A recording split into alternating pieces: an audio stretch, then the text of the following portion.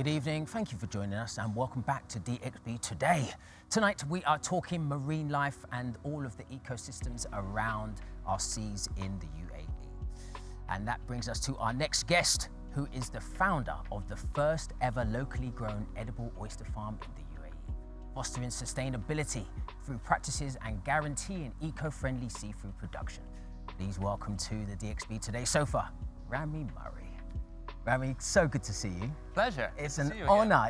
Again. This is it. I remember a couple of years ago, I had the lucky experience of visiting the farm, and it was my birthday, one of the best I've ever had. Of course, and that was such a great experience. But I remember being there, and you were starting with the coral reef, the new...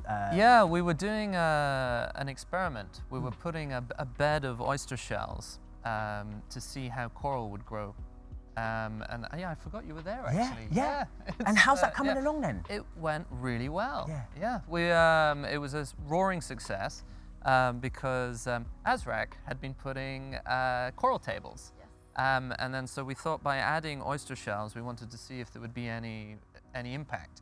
And we found that the coral grew 30% faster with the shells in the vicinity, because apparently they were leaching the minerals or something, and it worked really well. Fantastic. It was actually the seed that our main project grew out of, because we now have the Dibba Bay Oyster Reef Creation Project, where we're building a massive oyster reef along the Fujairah coast. But it all started there. I forgot you were there.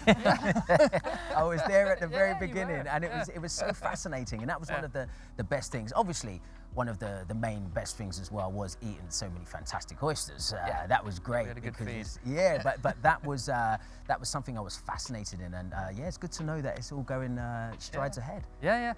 Fantastic. I don't know how you guys like to take your oyster, but I absolutely love oysters. I mean, for me, all you need is a twist of lemon, a dash of hot sauce, and you slide that baby down and it is heaven. My daughter thinks it's very cruel, but she's 6 years old. She doesn't know any better.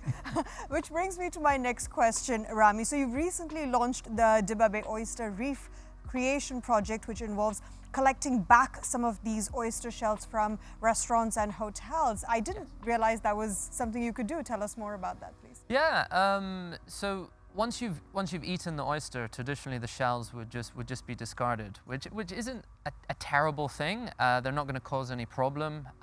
When the oysters have been growing, they've actually been sequestering carbon in their shell, so they've already done a lot of good for the environment. But they can do a lot more good. So what we were doing was we collect the shells back from our partner restaurants, and they're actually a perfect medium for other marine life to grow on. And they also, when you put a pile of shells on the seabed, they create lots of little nooks and crannies, which is perfect for juvenile post-larvae fish.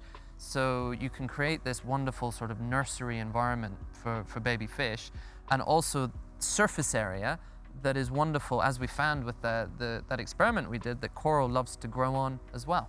This is so exciting and just amazing. I'm loving this. And it really sort of is a nice segue to my question for you in terms of waste accumulation.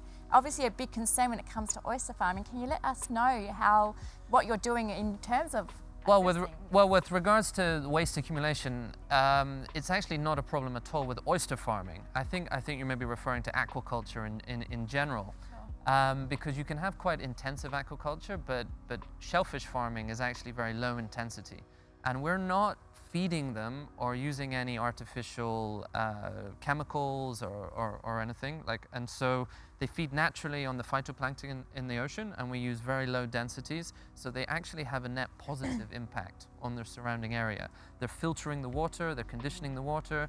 The nets that we're holding them in are like a temporary hanging reef. So you've got seaweed growing on the outsides that the fish can feed on. So it's actually net positive and something we're really proud of. Yeah, let's talk a little bit, Rami, about this net positivity, because it seems like there doesn't even seem to be a downside, because I've heard from certain vegans as well that considering oysters don't have a central nervous system, don't have a functioning brain, that it's considered ethical to eat them as well. I mean, it's a hot topic. It's up for debate.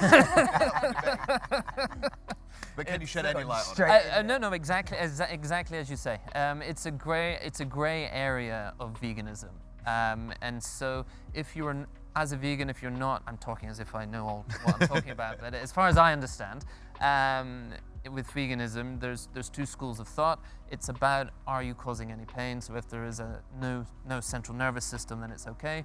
Or it's just, I don't want to eat a live animal. And they don't feel any pain at all? No. They don't have enough. There doesn't seem to be a downside. Yeah. So how many shells do you get back from all of the restaurants and all of the different places that you supply? Now, because there are so many, you supply so much, and a lot of, you've got people, you either love them or you hate them, but most people in the UAE love them. Yeah, that's a great question, because obviously we just launched this project quite recently, and so we're partnering with different restaurants, different hotels, and we're always looking for other partners to come on board. We're also raising sponsorship as well to help for collecting the shells and then monitoring the reef, because it's so important to actually record what you're achieving. So yeah, great sponsorship opportunities if anyone wants to help. Fantastic. So, I mean, look, I went to an event the other day, and it was loads of different food stations, and it was really nice and glamorous. And there was an oyster station, and they were empty. Yeah. They were completely empty. Dibba Bay. Everyone loves them, man. Yeah. It's just going from strength to strength, right? Yeah, we're really proud, because before we started, as you mentioned earlier, we're the only farm here. Before we started, 100% of the oysters consumed here were imported, and they were flown in on air freight. And so huge carbon impact there. And so by growing them locally, we're not only sequestering carbon in the shell as we grow them, we're also cancelling out all those imports. And so there's huge carbon savings there. And we started in 2016, and then this year, we've now got about a 40% market share. So we've displaced all those imports. That's incredible. And Rami, I see here that you're already in 150 restaurants. Yep. If more people want to partner up with you, where can they find you? Do you have any physical locations? Yeah, I mean, we've got a couple of our own restaurants, but if you want to get in touch, of course, social media, Dibba Bay, you can info@dibbabay.com, or check out the website, Instagram. Amazing. Well, thank you so much for the work you're doing and for coming on to DXB today. Thank you very much. All right, coming up, we are moving on to our spotlight. Today's spotlight is on a company offering tailored training and certification for lifeguards, businesses and residents in the region in water safety and first aid as well. This is Luke Cunningham from Blue Guard.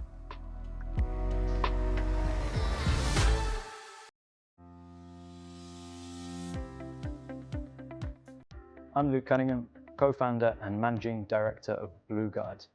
And our company trains and licenses lifeguards, and it equips people with the skills needed for emergency response. The first 0 to 4 minutes of an incident, be it a drowning or a cardiac arrest, are the most crucial and critical.